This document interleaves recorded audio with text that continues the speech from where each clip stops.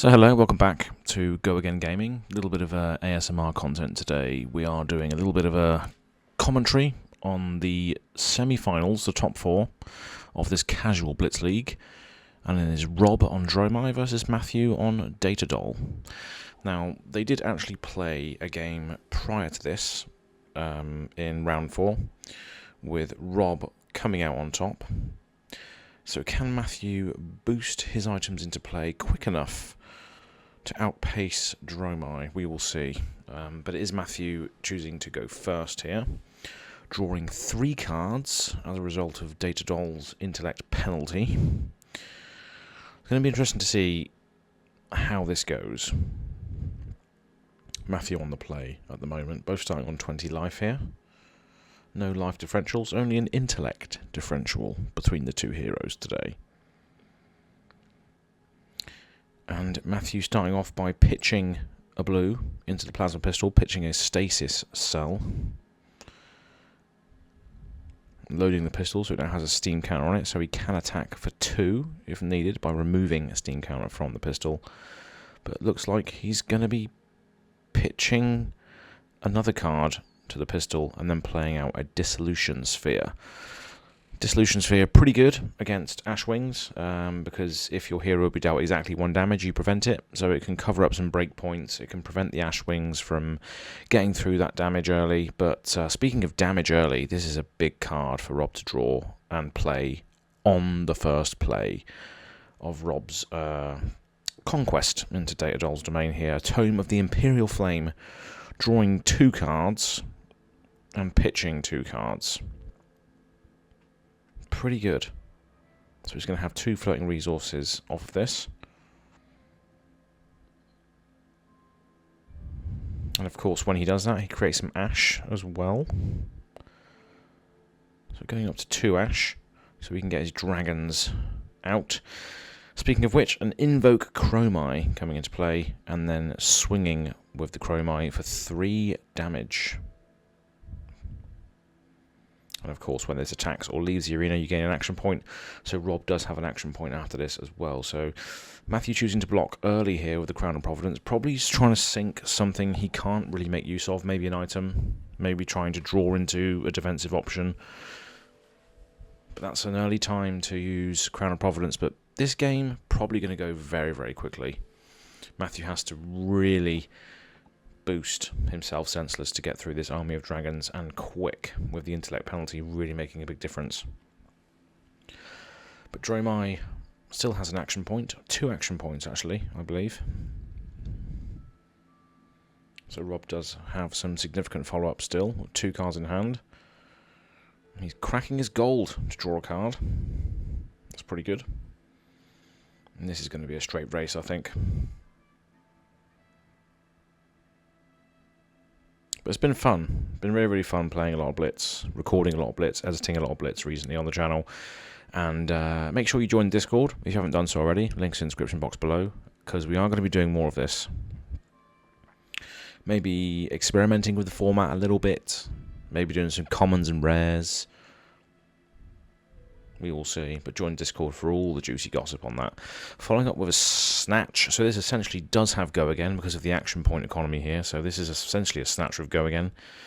Pretty good stuff, but Matthew choosing to block with the Adaptive Plating and the Techlo Foundry Heart and the Dissolution Sphere covering up the full 4 of the snatch there. Rob choosing to pitch into Flamescale Furnace, getting another ash on the way through, and then following up with a, wow, okay, an Embermore Cenopai for 8 damage. And Matthew just taking that to the face. That is just an incredible chain ender from the Illusionist class here in Blitz. 8 damage. Pretty crazy. So Matthew's turn starts with removing a steam counter from the Dissolution Sphere. So next turn, that will be destroyed. He's going to follow that up with a Sprocket Rocket, boosting another Dissolution Sphere into play. So that's pretty cool. But the Sprocket Rocket does see the item come in off of the banish, so it is going to be coming in for 4 with Go Again. If an item is banished while boosting from this, it gets a buff. So that is coming in for 4 with Go Again. And Rob very, very effectively covering up that 4 damage with a sink below, choosing to sink a card and draw a card as well at the same time. So that's pretty effective block there.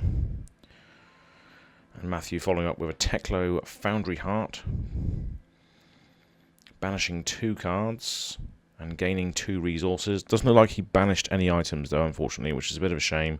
So he's going to follow that up with a Dumpster Dive coming in for 4, boosting away another non-item card. So not really getting the value off of Data Doll from these banishes, unfortunately.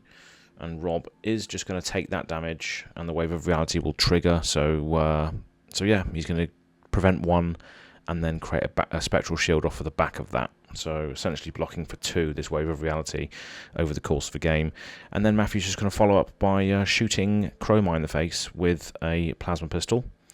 And then he's going to crack his Achilles Accelerator, load the pistol again, and shoot the pistol again at Rob for 1 because of the Spectral Shield, eating up another point of damage. And that, I believe, is pretty much it for Matthew. Yeah, Rob's just going to start his turn with an Invoke Yenderai, a dragon that does stick around quite a lot because of the endurance counter, coming in for 3. Matthew's just going to take that straight to the face, going down to 9. And Rob arseling and passing. The first Dissolution Sphere losing the second Dissolution Sphere losing its counter, and the other Dissolution Sphere cracking to go to the graveyard now. And Matthew's going to play a Hadron Collider, using the Crank ability to gain an action point. So this is the yellow version, but obviously because you use a Crank, it's coming in with 2 steam rather than 3. And he's going to gain an action point back off of that. And Hadron Collider is essentially like a buff effect. Whenever you boost, you can remove, you destroy the Hadron Collider and it gets plus X, where X is the amount of steam counters on it. So the next attack he boosts is going to get plus 2. T-Bone is going to be played here, boosting a Optical Monocle into play. So that's going to come straight into play because of Data Doll's ability. And the Hadron Collider is going to buff the T-Bone up to 5 with Go Again because of the boost. Rob is looking like he's just going to chuck his equipment under the bus here. Flame Scale, blocking for 2, I believe, and taking 3. With a counter going on the Flame Scale for the Temper. Is it Temper? I think it is, isn't it? Yeah. So Matthew using Optical Monocle here to have a look at the top card. Choosing to leave that one on top. And activating the Teklo Foundry Heart to boost a microprocessor into play, which is pretty good, probably one of the best items you want to see. And then gaining 2 action points off of the back of that. He's going to be using one of those action points to load the Teklo Plasma Pistol, and then he's going to dig for more things with the Optical Monocle. So he's digging again, and he keeps seeing items. Keeps not seeing items and putting those cards to the bottom. Every single opt has gone to the bottom so far off the Optical Monocles, and the last one's coming off. Is it going to the bottom? Oh, it is. Wow. No items, obviously. And now he's going to trigger the microprocessor. Choosing to banish the top card of his deck. Luckily, it is a item. It is a Dissolving Shield, and that's going to be cranked as well. So that's going to enter the battlefield with 2 steam counters on it. And obviously going to have some action points here to play with to shoot the pistol a couple of times. So going down to 1 action point and shooting the pistol for 2. Dissolution Shield is basically like a ward on field. So currently blocking for 2 if needed on an attack. But it looks like Rob's just going to take this to the face, go down to 11. Yep. And obviously with the action point left remaining, he's going to load the pistol again. And fire it for another 2. So going down to even Stevens here. Rob on 9, Matthew on 9. Matthew has established some form of board state here with the Dissolution Shield, the microprocessor, and the Dissolving Shield. So he's not doing too bad with regards to the items, but now Rob has a pretty stacked hand to come back with another Invoke Yenderai. So this is pretty nasty. So the first Yenderai is coming in for 3. This is where Data Doll starts to get in a bit of bother, because she doesn't want to be blocking with cards, because that really devalues her turn. She doesn't really have...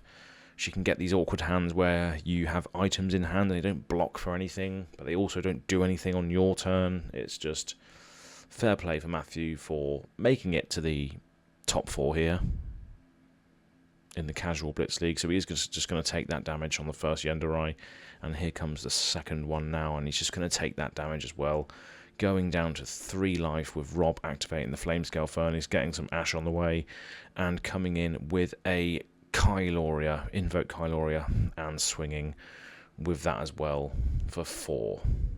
So Tekla Foundry Heart's going to cover 1 of it, the Dissolution Shield's going to cover 2 of it, and the Dissolution Sphere is going to cover the rest. So that's fully covered on the 4 there, which is pretty good.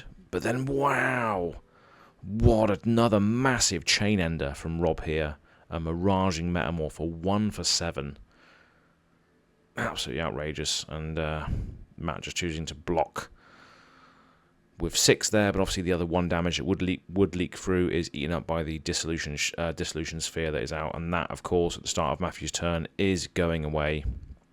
He is going to use the microprocessor to at least try and do something, or try and get an idea of what's coming, but this doesn't look good for Matt right now, unfortunately.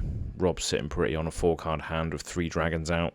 It's not good at all. Matt's just going to take his chances, load a pistol, shoot it at Kyloria, and Kyloria is dead. Matthew's going to draw back up to 3, but Rob's going to start his tome. He might as well do. He's starting his turn with a Tome of Imperial Flame, and this could spell the end for Matthew here. He's got 2 Yendurais out. He's going to have 2 pitch floating after this, after drawing those 2 cards, pitching an Asvalai and a Sand Cover, going up to 5 Ash, and Matthew has conceded. Just saying that he's got 2 items and 1 3-block in hand, so that's pretty much it. Rob can just strip the card from his hand that blocks and then come in with the rest of the dragons, and look at the chain there. That's absolutely outrageous. We'll see you to do it all over again very, very soon on Go Again Gaming. Cheers. Like and subscribe.